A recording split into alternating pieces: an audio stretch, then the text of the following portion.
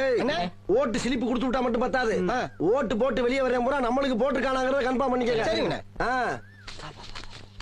ஏய் யாருக்கு ஓட்டு போட்ட? உனக்கு தானே போட்டேன். ஏய் உண்மையை சொல்றா. சத்தியமா உனக்கு தானே போட்டேன். சரிப்பா. ஏய் அப்படியே பின்னால வா. யாருக்கு ஓட்டு போட்ட? உனக்கு தானே போட்டேன். உண்மையை சொல்லு. சத்தியமா உனக்கு தானே போட்டேன். அந்த ஆள்கிட்ட என்ன சொன்ன? அவனுக்கு போட்டேன்னு சொன்னேன்.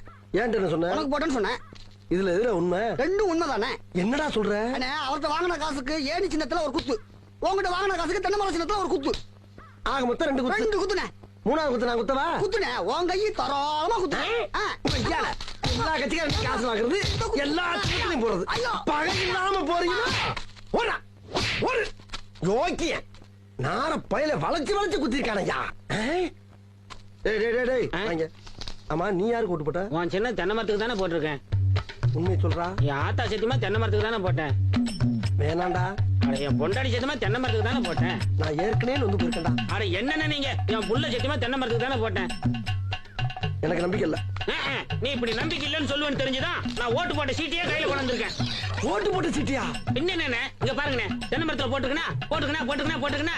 அட என்னென்ன நீங்க எத்தனை வருஷமா நீங்க கெஞ்சிட்டு இருக்கீங்க தென்னை மரத்துல போடுறான்னு. நாங்க நினைவு இல்லாம இருக்கோம். 17 வருஷமா தென்னை மரத்துல தானே போட்டுக்கிட்டு இருக்கோம். நாங்கெல்லாம் வாக்கு மாற மாட்டோம்னே. 17 வருஷமாவா? அப்ப